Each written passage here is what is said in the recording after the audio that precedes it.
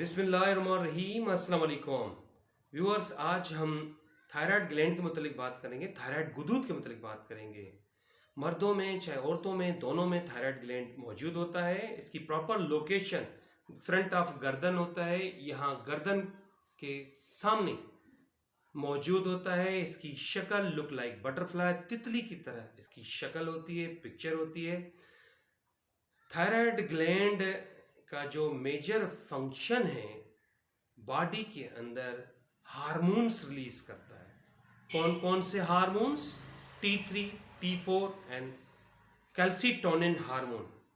अब इन हार्मोन्स का बॉडी के अंदर मुख्तलिफ फंक्शंस होते हैं और बहुत ही crucial and essential hormone thyroid gland produce कर रहा होता है, T3, T4 and calcitonin. Calcitonin hormone का जो मेजर फंक्शन है, बॉडी के अंदर कैल्शियम की लेवल को मेंटेन रखता है ब्लड के अंदर। बाकी T3 एंड T4 या कैल्सीटोनिन भी बाकी बॉडी की जो फंक्शंस हैं उनको रेगुलेट करने में मदद करता है। खास करके इंसानी जिस्म में ग्रोथ, निशोनिमा, जब बच्चा बड़ा होता है एज वाइज, उसका वजन, कद वगैरह सब में इसका इम्पॉर्टेंट रोल होता है। थायराइड ग्लैंड का प्रॉपर तरीके से फंक्शन कर रहा होता है और जितने रिक्वायर्ड हार्मोन्स होते हैं उतने प्रोड्यूस कर रहा होता है। उसके नतीजे में क्या होता है, प्रॉपर एक नॉर्मल बॉडी की ग्रोथ हो रही होती है। एंड दूसरा जो इसका अहम फंक्शन है, मेटाबॉलिज्म रेट को रेगुलेट करता है। थर्ड इसका फंक्शन, औरतों में खास करके बात करूंगा, मेंस्ट्रुअल साइकिल को रेगुलेट करता है। अगर इनबैलेंस ऑफ हार्मोन्स होगा तो ये सारी चीज़ों में प्रॉब्लम होना शुरू हो जाता है।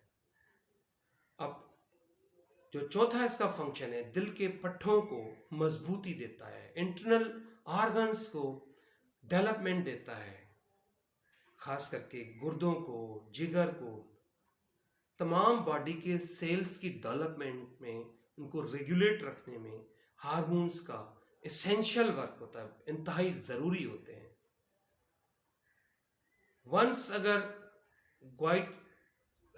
थायराइड ग्लैंड अगर फंक्शन सही नहीं करे, इसमें कोई बीमारी लाहक हो जाए, कोई पेचीदगी हो जाए, उसके भी मैं रीजंस बताऊंगा क्या क्या वजूहात हो सकती हैं। अगर थायराइड ग्लैंड फंक्शन सही नहीं करता तो उसके पस मंज़र में क्या वजूहात होती हैं। बट हम पहले इसके फंक्शंस पे बात कर रहे हैं। वंस अगर हार्मोन्स डिस्टर्ब हो जाए, थायराइड ग्लैंड सही प्रॉपर तरीके से हार्मोन्स रिलीज नहीं कर पाए, या ज़्यादा कर पाए, या कुछ कर पाए, कुछ नहीं कर पाए, तो उससे क्या होता है, इनबैलेंस ऑफ हार्मोन होता है। बॉडी में इनबैलेंस हो जाता है, उतार चढ़ाव हो जाता है हार्मोन का। उस नतीजे में आपकी बॉडी सफ़र करती है, आपके जिस्म को तकलीफ पहुंचती है। कौन कौन सी तकलीफ पहुंचती हैं? जिसमें बाज़ुकात वज़न नहीं बढ़ता, कद कम बढ़ता है। फिर उसके अलावा बाकी आर्गन्स की बाज़ुकात डेवलपमेंट नहीं होती, दिल की धड़कन बढ़ जाती है, या औरतों के अंदर मेंस्ट्रुअल प्रॉब्लम हो सकती है, माहवारी कभी आती है कभी नहीं आती, या बंद हो सकती है, बंद हो जाने के चांसेस होते हैं। फिर फर्टिलिटी में प्रॉब्लम्स लाक होने शुरू हो जाते हैं। उसके अलावा वेट गेन हो सकता है, वज़न बढ़ सकता है, वेट लॉस हो सकता है, वज़न गिर सकता है, लॉस ऑफ एपिटाइट हो सकता है, भूख मिट सकती है, स्किन ड्राईनेस हो सकती है, बाल गिर सकते हैं।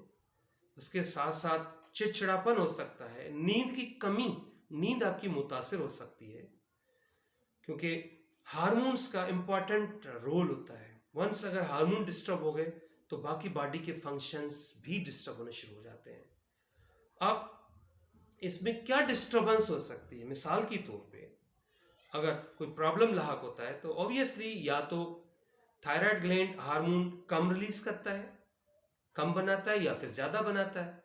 जब ज़्यादा बनाता है तो उस कंडीशन को हम हाइपरथायराइडिज्म कहते हैं, जब कम बनाता है तो उसको हम हाइपोथायराइडिज्म कहते हैं। अब हाइपरथायराइडिज्म की जितनी मैंने कॉम्प्लिकेशन गिनवाई हैं, दोनों की मिक्स करके गिनवाई हैं।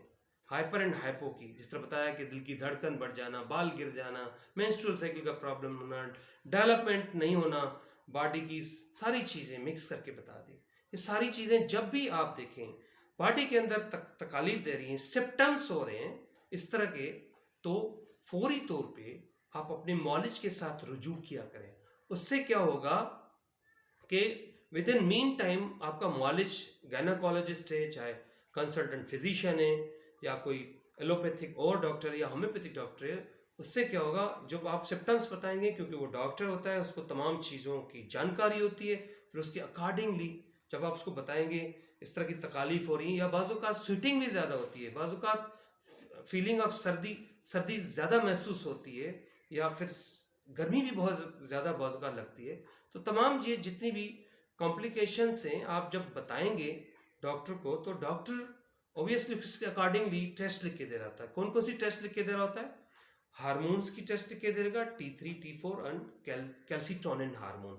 उसके अलावा गले का अल्ट्रासाउंड भी एहतियातन लिख के दे रहा होता है, क्योंकि यू नेवर नो कि ये कब से तकलीफ लहा के, क्योंकि अगर ये तकलीफ क्रॉनिक हो चुकी है, इसको ज़्यादा टाइम हो चुका है, तो बाजुकात गले के अंदर थायराइड ग्लैंड, जिस तरह बताया था कि तितली की तरह होता है, फिर उसमें गिल्टी बनना शुरू हो जाती है, गिल्टी इख्तियार होना शुरू हो जाती है, जो कि शुरू में नज़र नहीं आती, बट डॉक्टर को महसूस होती है, या अल्ट्रासाउंड में वो गिल्टी नज़र आ जाती है। उसको भी विद इन मीन टाइम तशखीस और इलाज कराना ज़रूरी होता है। अदरवाइज फिर अगर गिल्टी थोड़ी भी साइज़ बढ़ना शुरू हो गई तो आपको मज़ीद प्रॉब्लम हो सकता है। मज़ीद इसकी साइज़ अगर बढ़ी तो आपको सांस लेने में दिक्कत हो सकती है, जिसको हम ग्वाइटर कहते हैं। ऑब्वियसली वंस अगर गिल्टी डेवलप हो जाए, उसकी साइज़ बढ़ जाए, तो उसका अल्टीमेटली इलाज सर्जरी होता है। फिर सर्जन कट लगा के थायराइड, उस जो गिल्टी जो बिगाड़ होता है, सब पूरी गिल्टी को आउट कर देता है, निकाल देता है। फिर after surgery life time hormones की दवाइयाँ लेनी पड़ती हैं, आर्टिफिशियल हार्मोन्स लेने पड़ते हैं, आपका मॉलिज आपको तजवीज़ कर रहा होता है। इसलिए जब भी इस तरह की तकालीफ, जिस तरह मैंने सिम्टम्स आप लोगों को गिनवाएं, इस तरह का कोई भी सिम्टम हो, फौरी तौर पे अपने मॉलिज के साथ रुजू किया करें। अब ये थायराइड ग्लैंड का जो प्रॉब्लम है, ये लाक क्यों होता है, इसकी वजूहात क्या हैं? नंबर 1 वजह, जो इसकी मेजर वजह है, वो डेफिशिएंसी ऑफ आयोडीन बॉडी के अंदर। क्यों कि आयोडीन जो केमिकल है वो इसका ईंधन है थायराइड ग्लैंड का। थायराइड ग्लैंड में अगर आयोडीन की मिकदार कम होगी तो फंक्शन इसके डिस्टर्ब होंगे। खास करके वो एरियाज, अपने कंट्री की अगर बात करूं, खास करके जो बहुत ही ज़्यादा हिली एरियाज है, पहाड़ी एरियाज हैं, वहाँ जो फसलें काश्त होती हैं, या जहाँ पे नमक ज़्यादा ज़मीन में होता है, वहाँ पे आयोडीन की कमी के होने के चांसेस होते हैं। ऑब्वियसली जो हम फसल खा रहे होते हैं, जो हम फूड खा रहे होते हैं, ज़मीनों में उगता है वो, फिर एक खुदा का निज़ाम है, एक नेचुरल प्रोसीजर है, प्रोसेस है। ज़मीन से क्रॉप को, फसल को आयोडीन मिल रही होती है। जब ज़मीन के सरफेस के अंदर ही आयोडीन की कमी होगी तो क्या होगा, फसल के अंदर, क्रॉप के अंदर, अनाज के अंदर आयोडीन कम होता है।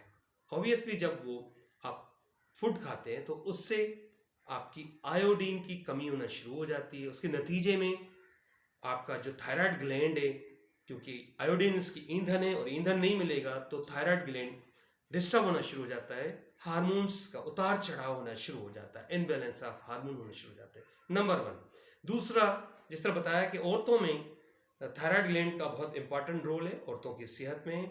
जब लड़कियां बलूगत में आ रही होती हैं तो उसकी वजह से इनबैलेंस ऑफ हार्मोन होने के चांसेस बढ़ जाते हैं, उसकी वजह से भी ये प्रॉब्लम लाक हो सकता है। एंड दूसरा जो औरत की ज़िंदगी में फेस होता है, वो जब माँ बन रही होती है, ड्यूरिंग द प्रेगनेंसी भी इनबैलेंस ऑफ हार्मोन होने के चांसेस हो जाते हैं।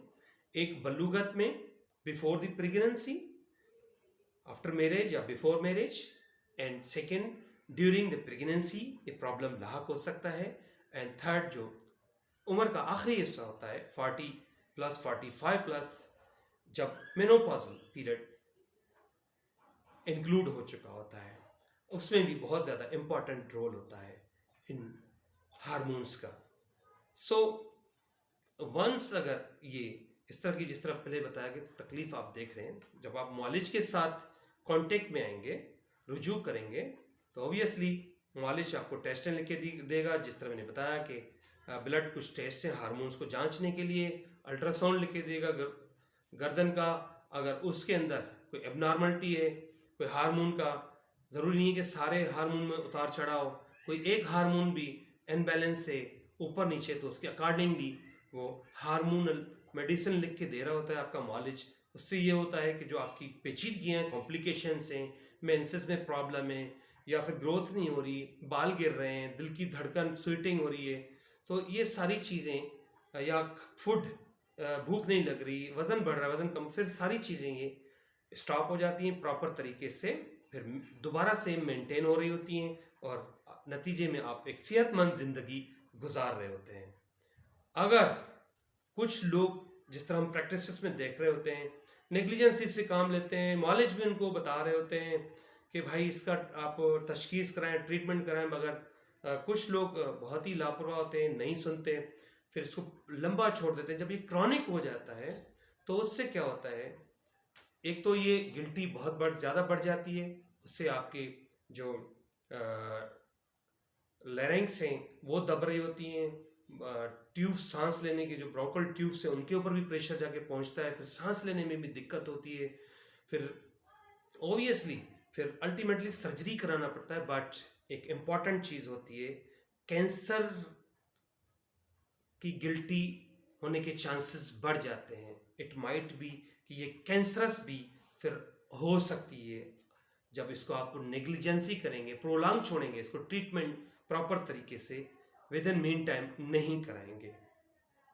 सो मुझे उम्मीद है कि आप लोगों को रिगार्डिंग दी थायराइड ग्लैंड मेरी टॉक्स समझ में आ गई होंगी, जानकारी हासिल हो चुकी होगी। उसके बावजूद भी कोई क्वेरी है, सवाल है, मेरे यूट्यूब चैनल पे ज़रूर लिखें, मैं विद इन 24 आवर्स रिस्पॉन्ड करता हूँ। इसी दुआ के साथ आप अपना और अपनी फैमिलीज़ की सेहत का ख्याल रखें।